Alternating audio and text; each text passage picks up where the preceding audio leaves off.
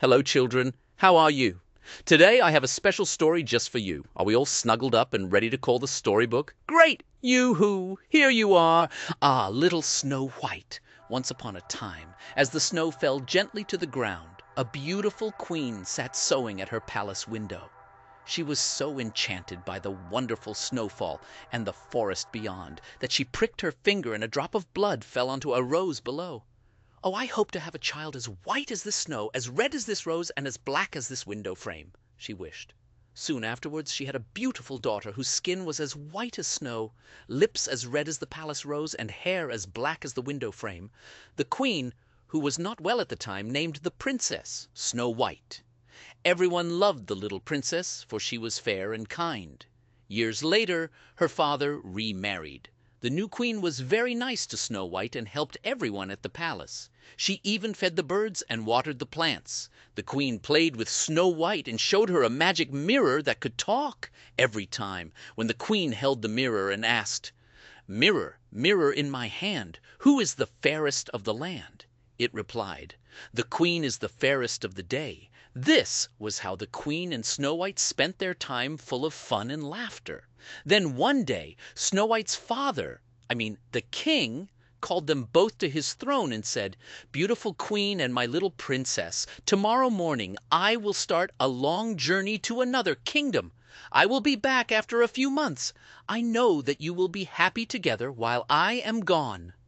In his absence, to Snow White's surprise, the queen started spending all her time talking to the magic mirror. She stopped feeding the birds and watering the plants. Everyone in the kingdom complained how the queen was becoming meaner and meaner because of all the power she now had. Snow White felt so bad about it that she fed the birds and watered the plants all by herself. One day, as Snow White was passing by the queen's room, she heard her ask the mirror, "Mirror, mirror in my hand, who is the fairest of the land?" It replied, "The queen was fairest yesterday, Snow White is the fairest now, they say." The queen did not like this answer and went red with rage. She ordered the palace guard to take Snow White right out of her land and into the forest far away, forever. Now you see, Snow White had always been so kind to the guard that he just could not leave her in the dark forest all alone. So he came up with a great idea. He knew that his friends, the 7 dwarves who lived in the forest, would surely take care of the kind and beautiful princess. He told Snow White about the queen's plan and his great idea, and they both set out to the forest together. By the time they reached the dwarf's cottage, Snow White was very tired. She put all the 7 little beds in the cottage together and fell into a deep sleep across the beds. In the evening Snow White awoke to quite some noise. "Oh heavens, oh heavens!" the 7 dwarfs were saying. "What a beauty she is!" Snow White greeted them and told them how the palace guard had brought her there so she could escape the queen's plans. The 7 friends said she could safely stay at the cottage.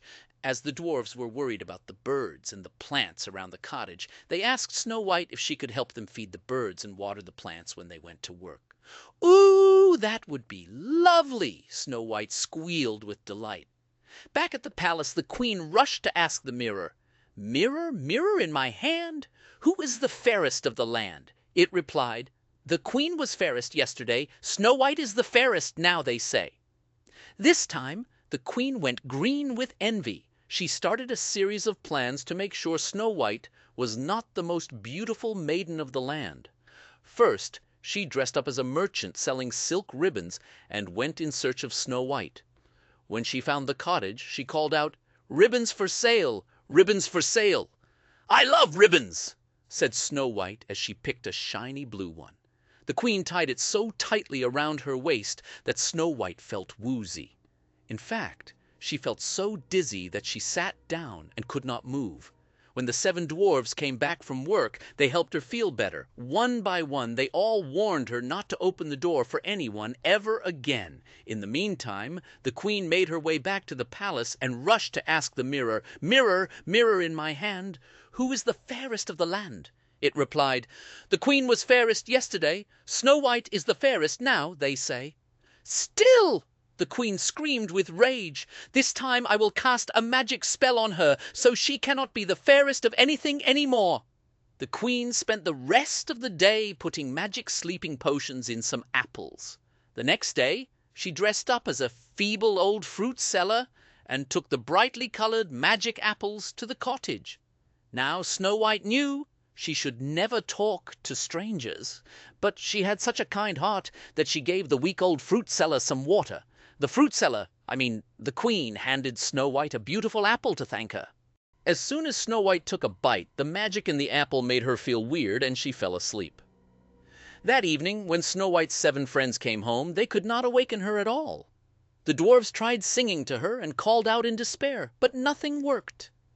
They wanted to do something special to keep her comfortable, so they built her a beautiful glass bed full of soft pillows.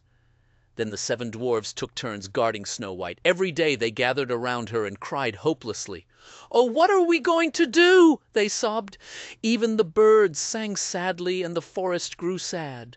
One morning, as the 7 dwarves discussed how to help Snow White, their discussions grew so loud that a handsome prince who happened to ride by heard them and grew curious. He went closer to see what was happening, and was very surprised to see that the red rose in his pocket perfectly matched the color of the sleeping princess's lips. As he lay the beautiful rose next to Snow White, its familiar perfume stirred her dreams and awakened her.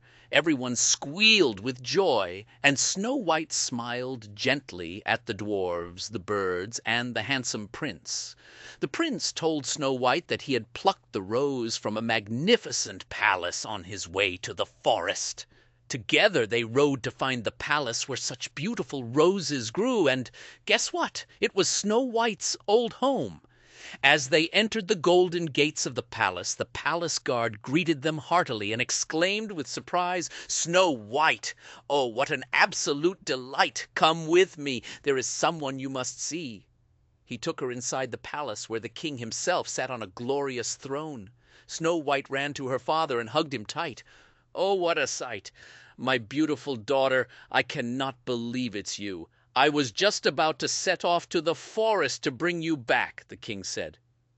"You know, the palace guard has told me everything. And the best part is that the queen took off into the forest as soon as she saw me enter the golden gates. She knew how much trouble she was in for being so unfair to you." Snow White and the prince were very happy to hear this. The king thanked the prince and invited him to stay for dinner. As Snow White got ready for the royal feast, she spotted the magic mirror. She held it gently and asked, "Mirror, mirror in my hand, who is the fairest of the land?" And the mirror replied, "You are the fairest of them all."